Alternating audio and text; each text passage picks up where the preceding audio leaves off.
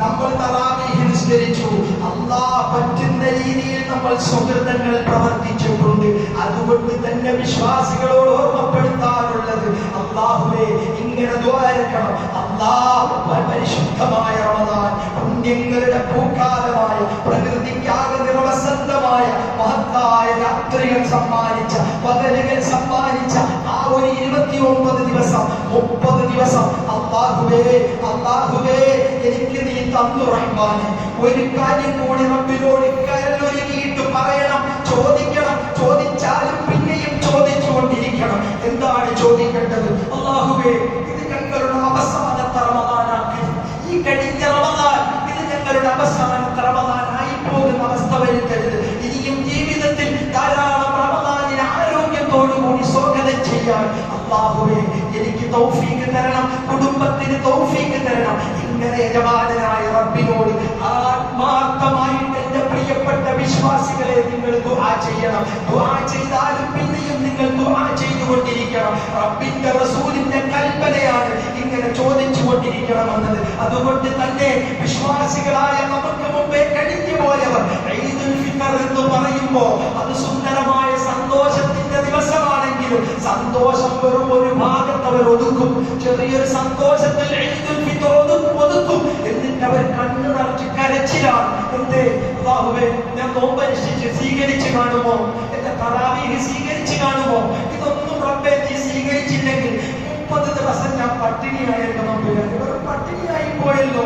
ഞാൻ 29-30 തറാവീഹ് നിസ്കരിച്ചത് ഞാൻ മണിക്കൂറുകൾ എടുത്തിട്ടാണ് നിസ്കരിച്ചത്. അടച്ചവനെ അത് വെറുതെ ആയി പോകുമല്ലോ. അതുകൊണ്ട് റബ്ബിനോട് ഇങ്ങനെ ദുആ ചെയ്തുകൊണ്ടേയിരിക്കണമെന്ന് മഹത്തുക്കൾ നമുക്ക് പഠിപ്പിച്ചു തരിക. അതുകൊണ്ട് എന്റെ വിശ്വാസി സമൂഹത്തോട് ആദ്യമായിട്ട് ഇവിടെ ഒരുമിച്ച് കൂടിയ എന്റെ പ്രിയപ്പെട്ടവരോട് ഓർമ്മപ്പെടുത്താറുള്ളത്, നമുക്ക് പരിശുദ്ധമായ നോമ്പിനോട് കിട്ടിയ വലിയൊരു ആത്മീയ നിർവൃത്തി നമ്മുടെ ശരീരത്തിലുണ്ട്. അത് പറഞ്ഞു തീർക്കാൻ പറ്റില്ല. വലിയ ആത്മീയ നിർവൃത്തി നമ്മുടെ ശരീരം, നമ്മളുടെ ഈ ബോഡി നേടിയെടുത്തിട്ടുണ്ട്. അതുപോലെ തറാവീഹാകുന്ന ആ സുന്ദരമായ നിസ്കാരത്തിലൂടെ അൽഹംദുലില്ലാഹ് നമ്മുടെ ആത്മാവ് വലിയ സംതൃപ്തി നേടിയെടുത്തിട്ടുണ്ട്. റമദാനിൽ ചെയ്ത സുഹൃതങ്ങളിലൂടെ, സ്വതക്കയിലൂടെ, അതേപോലെ തന്നെ ദിക്റുകളിലൂടെ, ഖുർആൻ പാരായണങ്ങളിലൂടെ നമ്മൾ ഒരുപാട് ആത്മീയ ചൈതന്യം നേടിയെടുത്തിട്ടുണ്ട്. അങ്ങനെ നേടിയെടുത്ത എത്ര ത്യാഗം സഹിച്ചിട്ടാണ്, എത്ര കൊടുംചൂട് സഹിച്ചിട്ടാണ് എന്റെ പ്രിയപ്പെട്ടവരെ നിങ്ങളൊക്കെ ജോലി ചെയ്ത് നിങ്ങൾ നോമ്പനുഷ്ഠിച്ചത്. നോമ്പ് പിടിച്ചുകൊണ്ട് നിങ്ങൾ ജോലിക്ക് പോയി ഉച്ചയാകുമ്പോ നിങ്ങളുടെ നാക്കും നിങ്ങളുടെ തൊണ്ടയെല്ലാം വരണ്ടിട്ട് വെള്ളത്തിന് വേണ്ടി നിങ്ങളുടെ ശരീരം മുറവിളി കൂട്ടി. പക്ഷേ ഇല്ല എനിക്ക് നോമ്പാണ് എനിക്ക് നോമ്പാണ് എന്ന ചിന്തയിൽ നിങ്ങൾ നോമ്പ് മുറിച്ചില്ല. അങ്ങനെ കഷ്ടപ്പെട്ടാണ് നമ്മൾ നോമ്പെടുത്തത്. അതുകൊണ്ട് വിശ്വാസികളോട് പറയുകയാ, അതിലൂടെ കിട്ടിയ ആത്മീയ നിർവൃത്തി, ആ ഒരു മാസം നമ്മൾ നേടിയെടുത്ത ആത്മീയ ചൈതന്യം അത് കെട്ടുപോകാതെ അടുത്ത റമദാൻ വരെ സൂക്ഷിക്കലാണ് ഏറ്റവും വലിയ നമ്മളുടെ മുന്നിലുള്ള ബാധ്യതയെന്ന് എന്റെ വിശ്വാസികളോട് ഈദുൽ ഫിത്റിന്റെ സന്ദേശമായിട്ട് ഇതിൽ വലിയ സന്ദേശം എനിക്ക് വേറെ തരാനില്ല. നിങ്ങളൊക്കെ ആത്മാർത്ഥമായി ദുആ ചെയ്തുകൊണ്ടിരിക്കണം, എപ്പോഴും ദുആ ചെയ്യണം. ഈ എന്റെ വിശ്വാസികളോട് ആരെയും നമ്മൾ ഇസ്ലാം ചൂഷണത്തിനെതിരാണ്, ഇസ്ലാം മയക്കുമരുന്നിനെതിരാണ്, ഇസ്ലാം അതേപോലെ തന്നെ അങ്ങനെയുള്ള സകല നാർക്കോട്ടികൾക്കും അതിനൊക്കെ ഇസ്ലാം എതിരാണ്. അതുപോലെ സ്ത്രീകൾക്ക് വ്യഭിചാരം അതിന് ഇസ്ലാം എതിരാണ്. അങ്ങനെ തുടങ്ങിയിട്ടുള്ള സകല കാര്യങ്ങൾക്കും പരിശുദ്ധ ഇസ്ലാം എതിരാണ്. ഒരിക്കലും എന്റെ പ്രിയപ്പെട്ടവരെ നമ്മൾ അളവിലോ തൂക്കത്തിലോ ഒരു കുറവും വരുത്താൻ പാടില്ല. ഭൂമി ലോകത്ത് അല്ലാഹുവിന് ഏറ്റവും വെറുക്കപ്പെട്ട ആളുകൾ അളവിലും തൂക്കത്തിലും കുറവ് വരുത്തുന്ന ആളുകളാണ് എന്ന് മുഹമ്മദ് മുസ്തഫ. അതുപോലെ ലഹരി, അല്ലാഹു തിരിഞ്ഞു നോക്കാത്ത കുറെ ജന്മങ്ങൾ അതേ ലഹരി ഉപയോഗിക്കുന്നവരാണ്. ഏത് ലഹരിയാണെങ്കിലും ശരി, അത് കുപ്പിയിലുള്ള ലഹരിയാണെങ്കിലും ശരി, അത് പാക്കറ്റിലുള്ള ലഹരിയാണെങ്കിലും ശരി, അത് MDMA ആണെങ്കിലും ശരി, LSD ആണെങ്കിലും ശരി, ശിക്ഷ കഠോരമായിരിക്കും. നശിക്കുന്നത് നീയായിരിക്കും, നിന്റെ കുടുംബമായിരിക്കും. നീ ചെയ്തു കൂട്ടുന്ന പാതകങ്ങൾ കൊണ്ട് ആ ലഹരിയുമായിട്ടുള്ള വിപണനം അതുപോലും പാടില്ല. എന്റെ പ്രിയപ്പെട്ടവരോട്, കച്ചവടക്കാരോട്, ലഹരിയുമായി ബന്ധപ്പെട്ട ഒരു സാധനങ്ങളും നമ്മുടെ കടകളിൽ നമ്മൾ വിൽക്കരുത്. അങ്ങനെയുള്ള പൈസ എനിക്ക് വേണ്ടെന്ന് എന്റെ പ്രിയപ്പെട്ട വിശ്വാസികളെ നിങ്ങൾ അതിനൊരു ദൃഢനിശ്ചയം ചെയ്യണം. പാക്കറ്റിനൊക്കെ പണിക്കൊക്കെ വരുന്നവരുണ്ട്, തൊഴിലാളികൾ, പ്രത്യേകിച്ച് അതിഥി തൊഴിലാളികൾ.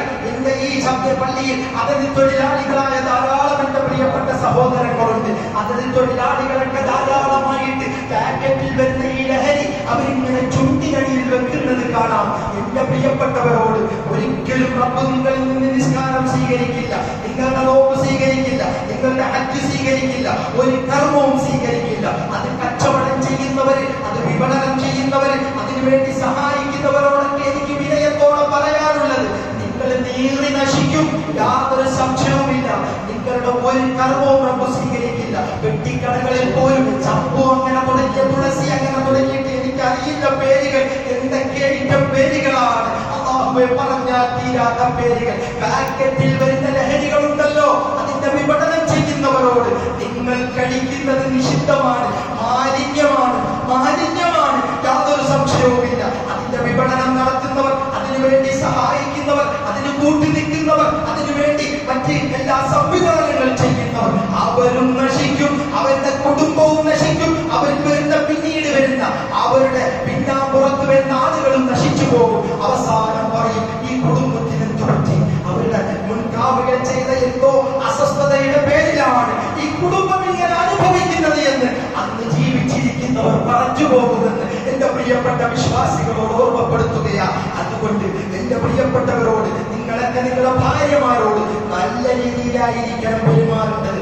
നബി പറഞ്ഞു, ഈ ലോകത്ത് അല്ലാഹുവിന് ഏറ്റവും ഇഷ്ടം പുരുഷന്മാരെ റബ്ബിനിക്ക് ഏറ്റവും തൃപ്തിയുള്ളവർ ആരെന്നറിയുമോ?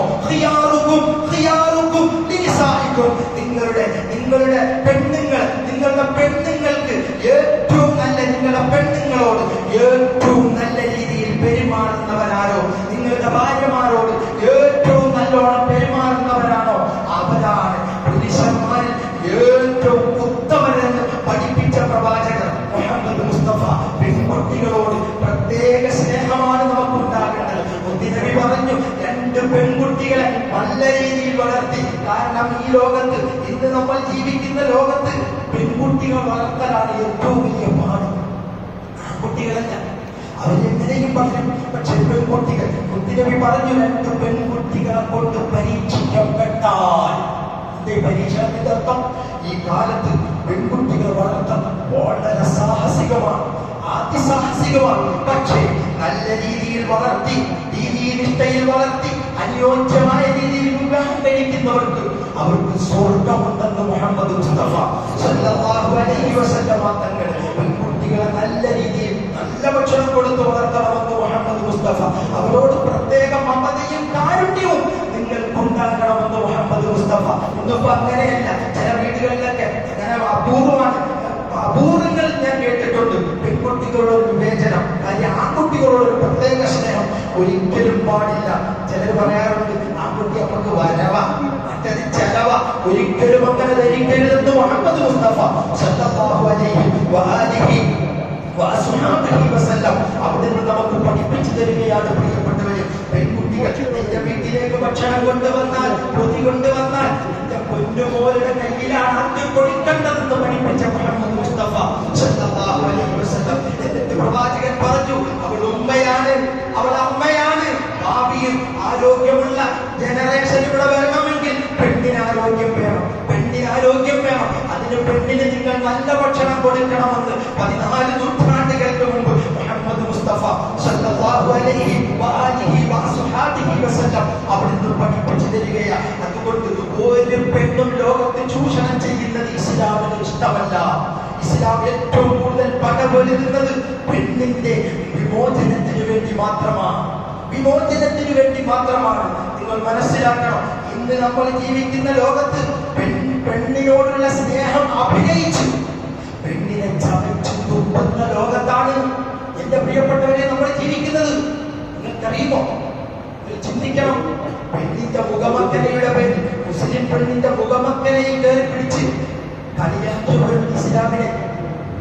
പെണ്ണിന്റെ മുഖമക്കനയിൽ, പെണ്ണിന്റെ ബുർഖയിൽ, പെണ്ണിന്റെ അതേപോലെ തന്നെ ഹിജാബിൽ, മുസ്ലിം പെണ്ണിന്റെ ഹിജാബിൽ കയറിയിട്ട് ഈ സമുദായത്തെ ആക്ഷേപിച്ച ഒരുപാട് ആളുകളെ നമ്മുടെ നാട്ടും പുറത്തൊക്കെ നമുക്ക് കാണാൻ സാധിക്കും.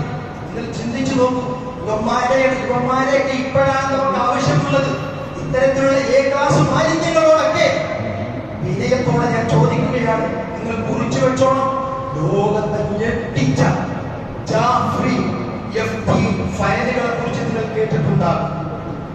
ജാഫ്രി എഫ്റ്റി ഫയലുകളെ കുറിച്ച് നിങ്ങൾ കേട്ടിട്ടില്ലേ?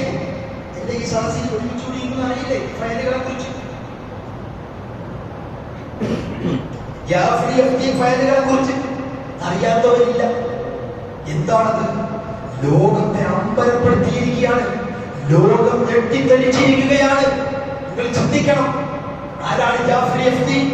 അമേരിക്കക്കാരനായ ജാഫ്രി എഫ്റ്റി തന്റെ ഫയലുകളിൽ 3 ലക്ഷം പേജാണ്.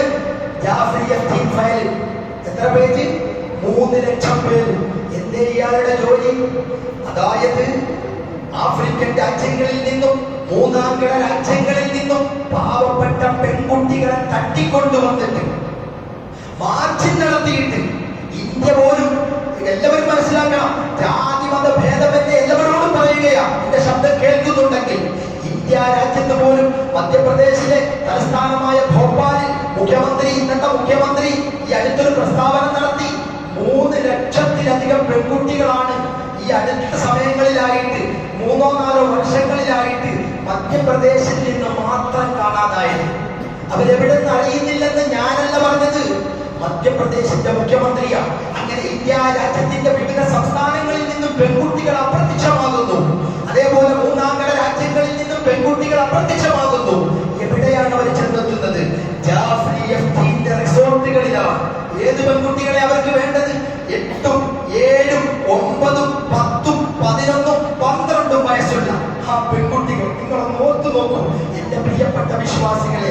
അത്തരത്തിലുള്ള പെൺകുട്ടികളെ തട്ടിക്കൊണ്ടുപോയി മാർച്ച് നടത്തിയിട്ട്, അതായത് ജാഫ്രി എഫ്റ്റി എന്ന് പറയുന്ന ഈ മനുഷ്യ മൃഗത്തിന്റെ ഐലൻഡിലേക്ക് കൊണ്ടുപോയി താമസിപ്പിച്ചിട്ട് ലോകം നിയന്ത്രിക്കുന്ന നേതാക്കളെ തന്റെ റിസോർട്ടിലേക്ക് ക്ഷണിച്ചുകൊണ്ട് സുഖവാസ കേന്ദ്രത്തിലേക്ക് കൊണ്ടുപോയിട്ട് തന്റെ ഈ പാവപ്പെട്ട 8 പൊട്ടും തിരിയാത്ത 8 വയസ്സുകാരിയെ, 9 വയസ്സുകാരിയെ, 10 വയസ്സുകാരിയെ, 12 വയസ്സുകാരിയെ ലോക നേതാക്കളുടെ മുന്നിൽ വലിയ ഉന്നതന്മാരായിട്ട് വിലസുന്ന, മാന്യന്മാരായിട്ട് വിലസുന്ന ലോക നേതാക്കളുടെ മുന്നിൽ കാഴ്ചവെക്കുകയാണ്.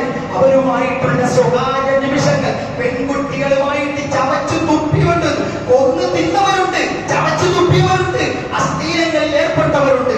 എന്നിട്ട് തന്റെ ആ സ്വകാര്യ നിമിഷങ്ങളിൽ നിമിഷങ്ങൾ മുഴുവനും അത് ഒപ്പിയെടുത്തിട്ട് ഫയലിൽ സൂക്ഷിച്ചു വെച്ചിരിക്കുകയാണ്. ആര്? ജാഫ്രി എഫ്റ്റി ഫയലിൽ സൂക്ഷിച്ചു വെച്ചിരിക്കുകയാ. അതുകൊണ്ട് ലോകത്തെ വിറപ്പിക്കുകയാണ്, ലോക നേതാക്കൾ അമ്പരക്കുകയാണ്. അതിൽ നിന്നും ഇനി ഒരു കാര്യം മുസ്ലിം സമുദായം മനസ്സിലാക്കിക്കോ, എന്റെ ശബ്ദം കേൾക്കുന്ന എല്ലാവരും മനസ്സിലാക്കിക്കോ, നിസ്കാരം തുടങ്ങാൻ സമയമായി. ഇതും കൂടി പറഞ്ഞുകൊണ്ട് അവസാനിപ്പിക്കുകയാ.